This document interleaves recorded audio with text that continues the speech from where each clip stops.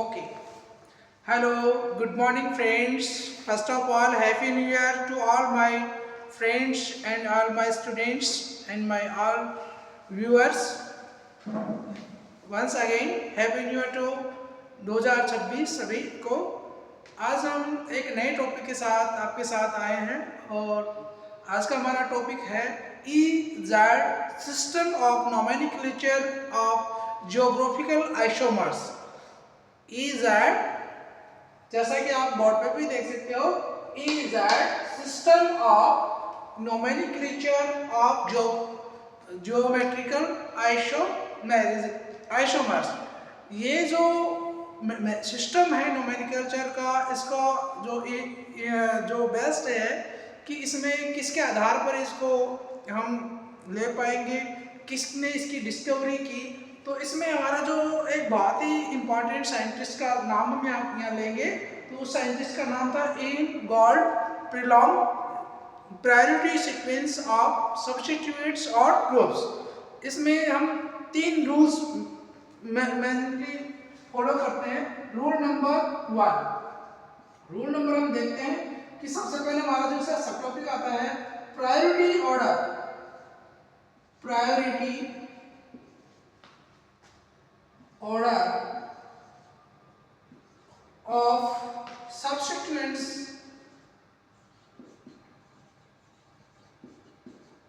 और ग्रुप्स, है ना। तो इसमें हम देखेंगे कि जो भी डबल कार्बन डबल बॉन्ड पर जितने भी एटम्स और मॉलिक्यूल्स जुड़े हुए हैं, उनका हम उनके एटॉमिक नंबर के आधार पर उनका प्रायोरिटी ऑर्डर डिसाइड करते हैं। जैसे कि सबसे पहले क्या करते हैं कि परमाणु क्रमांक के आधार पर प्राथमिकता निर्धारित करते हैं। क्या करते हैं? प्राथमिकता का निर्धारण करते हैं,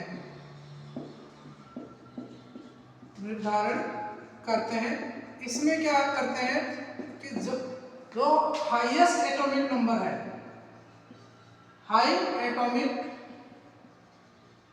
नंबर है किसी भी कंपाउंड, किसी भी मॉलिक्यूल का, तो उसको नंबर देंगे 1। और उस सीक्वेंस में जो लो एटॉमिक नंबर है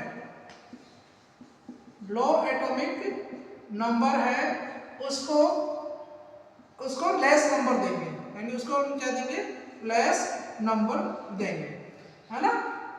एग्जांपल्स हम देखेंगे इसमें कि जैसे कोई भी कंपाउंड है C डबल बॉन्ड C, और इसके साथ हम देखेंगे कि इस पर एक पर Cl जुड़ा हुआ है, एक पर H जुड़ा हुआ है, एक पर Br जुड़ा हुआ है, और एक पर हम देख रहे हैं कि इस यहाँ पर थोड़ा सा चेंज कर रहा हूँ मैं। ओके, यहाँ पर हम देख रहे हैं कि इस पर H जुड़ा हुआ है और यहाँ पर I जुड़ा हुआ है। तो सबसे पहले हम देखेंगे कि जिसका एटॉमिक नंबर सबसे ज्यादा है, तो हम देखेंगे कि यहाँ पर इसको हम कार्बन 1 देंगे, इसको कार्बन नंबर 2 देंगे। इनमें से हम देखेंगे कि कार्बन नंबर 8 C1 पर हम देखेंगे कि सबसे ज्यादा एटॉमिक नंबर जो प्रायोरिटी ऑर्डर है Br का एटॉमिक नंबर ज्यादा है, तो उसको नंबर 1 देंगे, और H का एटॉमिक नंबर है वो कम है, तो उसको नंबर 2 देंगे। 8 सेम सीक्वेंस हम देखेंगे C2 पर, जो हमारा इसमें डबल बॉन्ड से जुड़ा हुआ कार्बन नंबर 2 है, उस पर देखेंगे तो इसमें Cl और I में से किसका एटॉमिक नंबर ज्यादा है? तो इसका I का ज्यादा है और Cl का कम है। यानी इसमें हम देखेंगे कि प्रायोरिटी ऑर्डर पर ये आ गया और इसमें प्रायोरिटी ऑर्डर पर ये आ गया। तो यहाँ पर हम देखेंगे कि इसमें प्रायोरिटी ऑर्डर किसको देंगे? इसमें Br, इसमें देंगे C, H और इसमें से I को Br को देंगे, और इन दोनों में से हम एक नंबर इसको देंगे।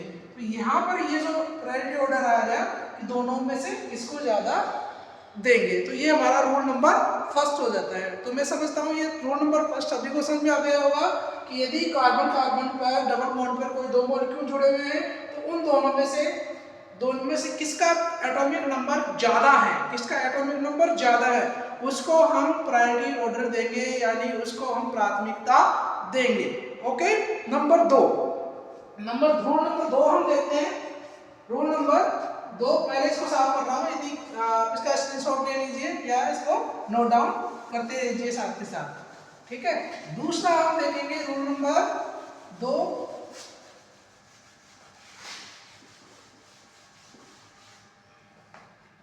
रूल नंबर दो हम देखेंगे भाई यहाँ पे सभी। रूल नंबर दो क्या कहता है कि यदि कार्बन कार्बन बॉन्ड के साथ, यदि कार्बन कार्बन के बॉन्ड के साथ ऑक्सीजन है या अधिक एटॉमिक नंबर वाले ग्रुप जुड़े हुए हैं, तो उनमें उस ग्रुप को पहले प्राथमिकता देंगे जिसमें अधिक एटॉमिक नंबर वाला कोई ना कोई एटम जुड़ा हुआ हो, ठीक है। तो इसमें हम देखेंगे कि जैसे एक एग्जांपल हम देखेंगे यहाँ पर C डबल बॉन्ड C, यहाँ पर हम देखेंगे कि यहाँ पे CH2 है, CH3 है, और इधर हम देखेंगे यहाँ पर CH3 है और CH3 यहाँ पर है और यहाँ पर CH2OH है, ठीक है। तो यहाँ पर हम देखेंगे कि यहाँ पर इस ग्रुप में इस कार्बन पे प्रायोरिटी ऑर्डर किसका रहेगा भाई, CH3 CH2 का प्रायोरिटी ऑर्डर है CH3 से, यानी यहाँ पर एक नंबर पर और किसको देंगे, इस कार्बन के संदर्भ में हम बात करेंगे इसमें एक नंबर इसको दे देंगे, है ना। और इसमें हम देखेंगे कि प्रायोरिटी ऑर्डर किसको देंगे भाई, इसमें देखेंगे तो हम इसमें देखेंगे कि इसमें CH3OH और CH3 को कम नंबर देंगे। इसमें भी हम देखेंगे कि यहाँ पर हम अब एटॉमिक नंबर हम शुरू करेंगे, इसमें हम देखेंगे कि कैसे इसको किसका नंबर पहला रोटी को इसमें से CH2 को दे या CH3OH को दे, CH2OH को दे, इनमें से किसको हमें प्रायोरिटी ऑर्डर देना है। तो हमें ये देखना है कि जो CH2 है, CH2OH है, तो इसमें हम देखेंगे कि जो ऑक्सीजन है उसका एटॉमिक नंबर 8 है। बाकी हम इसमें भी देखेंगे, तो इसमें देखो, इसमें हम देखेंगे कि इसमें C है और इसमें C है प्लस इसमें 3 H है और इसी का दूसरा जो कार्बन है इसमें C है और इसमें 2 H है, तो इनका एटॉमिक नंबर 6 होता है, इसका 2 होता है, तो भी ये सारे इससे कहीं ना कहीं एटॉमिक नंबर 8 से तो कम ही रहेंगे, ठीक है। और यहाँ पे भी हम देखेंगे तो सेम कंडीशन इसमें आती है कि C और H और H और H, यानी 3 H, इसमें भी 6 और सभी का हाइड्रोजन का आपको पता है एक ही एटॉमिक नंबर होता है। तो इस कंडीशन में हम उस ग्रुप को सबसे ज्यादा प्रायोरिटी देंगे, यानी CH2OH जो है वो इससे प्रायोरिटी पर रहेगा CH3 CH2 के बजाय। तो ये हमें ध्यान रखना है यहाँ पर। ये रूल नंबर हमारा सेकंड हो गया। समझ में आ गया सभी को कि यदि डबल बॉन्ड से यदि कार्बन कार्बन सभी समान रूप से जुड़े हुए हैं तो हम उसको प्रायोरिटी देंगे जिसमें उस ग्रुप को ज़्यादा प्रायोरिटी देंगे जिसमें अधिक एटॉमिक नंबर वाला कोई ना कोई एटम जुड़ा हुआ हो। ओके, यहाँ तक समझता हूँ सबको समझ में आ गया होगा। अब हम बात करते हैं रूल नंबर 3। रूल नंबर 3 क्या कहता है भाई,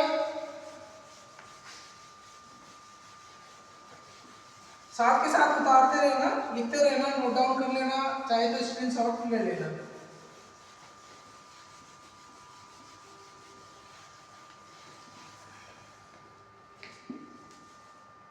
अब हम बात करते हैं रूल नंबर 3 की।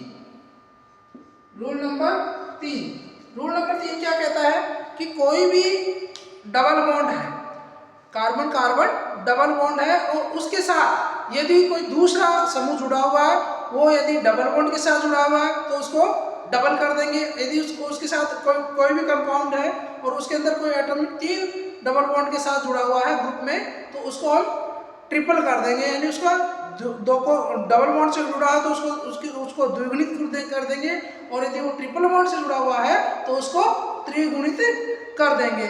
इसको हम उदाहरण से समझेंगे कि जैसे C डबल बॉन्ड है हमारे पास, एक तरफ जुड़ा हुआ है Cl, एक तरफ जुड़ा हुआ है CH2OH और एक तरफ जुड़ा हुआ है CHO और एक तरफ जुड़ा हुआ है CH3। तो अब हम इसमें से देखेंगे कि इस ग्रुप में प्रायोरिटी ऑर्डर किसको देंगे, यानी इसमें से और इसमें से हम बात करेंगे। हालांकि इनका पर्टिकुलर हम देखेंगे तो इसमें हम देखेंगे यहाँ पे, सॉरी मैं थोड़ा सा चेंज कर देता हूँ, यहाँ पर हम देख लेंगे, यहाँ पर भी हम CH3 ले लेते हैं। ओके, तो ये हम देखेंगे कि यहाँ पे CH3 यहाँ पर भी है, CH3 यहाँ पर है, तो हम किसको प्रायोरिटी पर देंगे, पहले इसको देंगे या इसको देंगे। बात यहाँ पर आएगी कि इसमें CH2OH है और ये प्रायोरिटी पर रहेगा CH3 के अपेक्षा, और इधर देखेंगे दूसरे पर, है ना, तो ये इसको हम देखेंगे, और इधर देखेंगे तो ये CHO है वो प्रायोरिटी पर रहेगा CH3 के अपेक्षा। अब हमारी बात ये आ रही है कि हम पहले नंबर इस कार्बन को देंगे या पहले नंबर इसको देंगे। तो यहाँ पर हम देखेंगे कि जैसा कि मैंने बोला कि यदि कार्बन के साथ कोई भी कंपाउंड यदि C डबल बॉन्ड O के रूप में जुड़ा हुआ है तो उसको हम क्या लिखेंगे, C को ऐसे लिखेंगे O और O। यदि कार्बन के साथ कोई C ट्रिपल एंड जैसे करके ट्रिपल बॉन्ड से जुड़ा हुआ है तो इसका मतलब ये हो गया कि हम देखेंगे कि C जो है वो किसके कितने रूप में जुड़ा है, कितने रूप में जुड़ा हुआ है, C एंड N ऐसे जुड़ा हुआ है इसके साथ। एंड हम इसको क्या करेंगे, इसको डबल करेंगे और इसको हम क्या करेंगे, ट्रिपल कर देंगे भाई, है ना, यानी तीन गुणित कर देंगे। तो हमें यहाँ पे क्या करेंगे, पहले हमें बॉन्ड के स्ट्रक्चर को समझना पड़ेगा।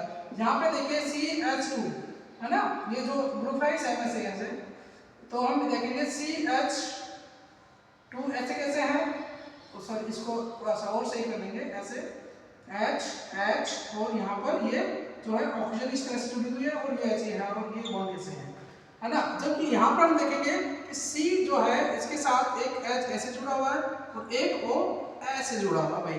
तो यहाँ पर हम देखेंगे कि जैसे ये डबल बॉन्ड आ गया, क्या हो गया, डबल बॉन्ड आ गया, तो इसका नेक्स्ट स्ट्रक्चर क्या हो जाएगी, C एक बॉन्ड के साथ हाइड्रोजन यहाँ जुड़ेगा, एक ऑक्सीजन यहाँ और एक ऑक्सीजन यहाँ, तो यहाँ पर एक हाइड्रोजन आ गिन के ये 2 × 8 हो जाएगा, यानी एटॉमिक नंबर इसका जस्ट द्विगुणित हो जाएगा। यहाँ तक आपको समझ में आ गया कि ये 3 रूल हैं जो भी किसी भी डबल बॉन्ड पर जुड़े हुए एटॉमिक जो भी ग्रुप्स हैं, एटम्स हैं, उनकी प्रायोरिटी डिसाइड करने के लिए। अब हम इसका जो नेक्स्ट स्टेप है वो है कि EZ सिस्टम इस पर कैसे लागू करेंगे, कैसे काम में आएगा, है ना। तो इसका एक छोटा सा ब्रीफ आपको मैं समझाने का प्रयास कर रहा हूँ विद एग्जांपल। ये प्रायोरिटी ऑर्डर हो गया हमारा। अब हम वापस अपने मेन टॉपिक पर आते हैं।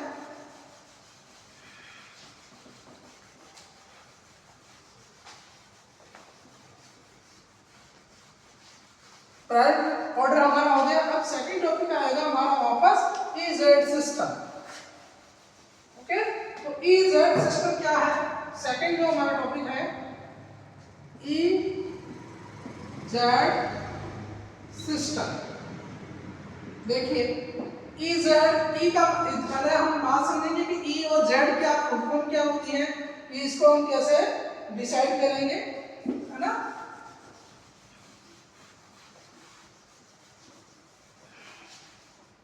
देखिए E का मतलब क्या है, एंटेगजिन और Z का मतलब है जैस्मिन, Z का मतलब है जैस्मिन। ये इनके प्रायोरिटी नंबर से लिया हुआ है। E का फुल फॉर्म क्या है,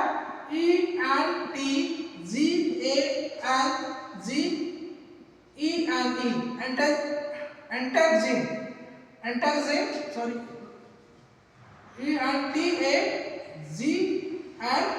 एंटेगजिन, इसका मतलब है हिंदी में हम देखेंगे विपरीत, इसका मतलब है विपरीत, अपोजिट। Okay, opposite. और Z का मतलब है जैस्मिन, ZUSMMEN, जैस्मिन, इसका मतलब है सेम या इसको बोलते हैं समान या एक साथ,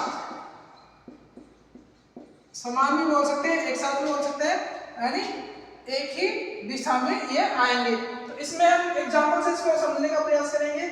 यदि हम देखेंगे कि डबल बॉन्ड पर यदि हाईएस्ट प्रायोरिटी जिनकी प्रायोरिटी हमने डिसाइड कर दी और हाईएस्ट प्रायोरिटी के जितने भी एटम्स हैं या मॉलिक्यूल्स हैं या जो ग्रुप्स हैं वो यदि एक ही दिशा में आ जाते हैं, एक ही दिशा में यानी एक साथ आ जाते हैं, इसका मतलब वो जो फॉर्म होगी उसकी वो Z फॉर्म होगी। और यदि हाईएस्ट प्रायोरिटी के दोनों ही जो ग्रुप्स हैं या एटम्स हैं वो यदि क्रॉस लाइक स्ट्रक्चर में आ जाते हैं या एक दूसरे के विपरीत दिशा में चले जाते हैं बॉन्ड में, तो वहां पे जो फॉर्म होगी वो कौन सी होगी हमारी ई फॉर्म। ओके, तो अब हम स्टार्ट करते हैं, इसमें प्रैक्टिस शुरू करते हैं। ठीक है, तो ये फुल फॉर्म यदि किसी ने नहीं लिखी है तो लिख लीजिए या इसका स्क्रीनशॉट आप ले लीजिएगा। Okay, now start.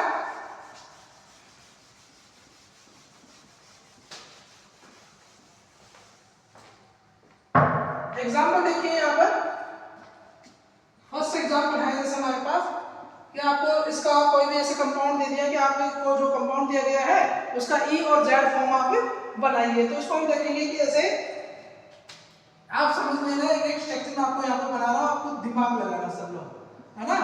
तो जैसे ये यहाँ पर H है, यहाँ पर I है और यहाँ पर Br है और यहाँ पर Cl है। ओके, तो यहाँ पर हम देखेंगे कि इस कार्बन पर कार्बन नंबर 1, कार्बन नंबर 2, तो यहाँ पर इन दोनों की प्रायोरिटी ऑर्डर क्या है भाई? प्रायोरिटी ऑर्डर देखेंगे तो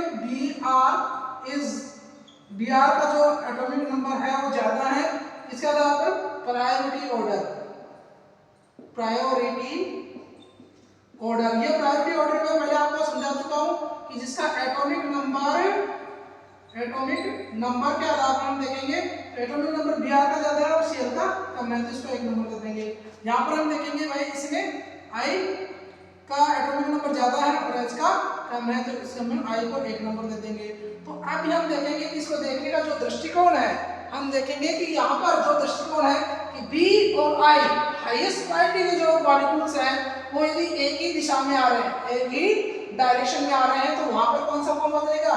Z form. This is Z form. ये कौन सा बनेगा? Z फॉर्म, यानी ये Z ग्रुप इसका बन जाएगा। इसका नाम आप देखोगे सर ये तो हमें तो समझ आ रहा है, इसका नाम क्या होगा? तो अब आप आराम से इसको नाम दे सकते हैं। यहाँ पर जहाँ पर इस प्रायोरिटी ऑर्डर इसका B है और इसका I है, तो अल्फाबेटिकली हम देखेंगे तो A B C D, तो सबसे पहले कौन सा आता है? B आता है, तो 1 नंबर 2 नंबर। अब इनका IUPAC नाम लिख लीजिए। कौन सा नाम लिखना भाई? IUPAC नाम लिख लीजिए, है ना। तो IUPAC का नाम हो जाएगा इसमें 1 ब्रोमो 1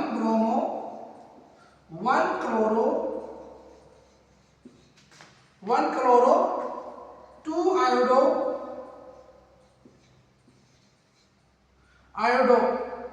हो गया। अब इसमें देखिए कार्बन कितने हैं भाई? 2 है क्या? तो 2 को बोलते हैं एथीन, और डबल बॉन्ड है तो इसको ये प्रकार की एल्कीन है, और क्या हो जाएगा ये? इथीन। ओके,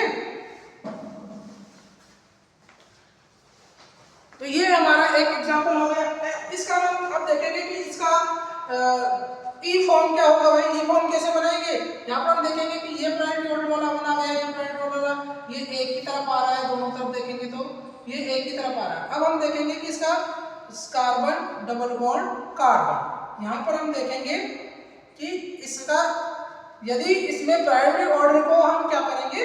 अलग अलग डायरेक्शन में ले जाएंगे, यानी जहाँ Cl था वहां हम Br कर देते हैं और यहाँ पर Cl कर देते हैं, और I को अपनी जगह ही रहने देते हैं और H को यहाँ ही रहने देते हैं। ओके, तो यहाँ पर हम देखेंगे प्रायोरिटी ऑर्डर पर ये था और ये प्रायोरिटी ऑर्डर पे था, तो दोनों की डायरेक्शन जब चेंज हो गई, दोनों का ये देखो कि एक दूसरे के बहुत अधिकतम दूरी पे चलेंगे, तो ये चले गए, तो ये फॉर्म जो होगा वो हमारा क्या होगा? ई फॉर्म। कौन सा हो जाएगा? ई फॉर्म। ये हो जाएगा ई फॉर्म, ठीक है, यानी ये जो होगा वो ई रूप हो जाएगा हमारे ज्योमेट्रिकल आइसोमेरिज्म का। इस तरह से हम बहुत सारे एग्जांपल्स को हम और भी ज्यादा डिटेल से समझ सकते हैं, ठीक है ना। तो इस तरह से कोई भी ऐसे में हमें दिक्कत नहीं होनी चाहिए, और इस तरह से हम प्रायोरिटी ऑर्डर डिसाइड कर करके उनका हम एनालिसिस अच्छे से कर सकते हैं। थैंक यू, सभी को समझ में आया होगा। यदि ये वीडियो आपको समझ में आया है तो इसको लाइक करें, शेयर करें। Okay, thank you. सभी स्क्रीनशॉट ले लीजिए इसका।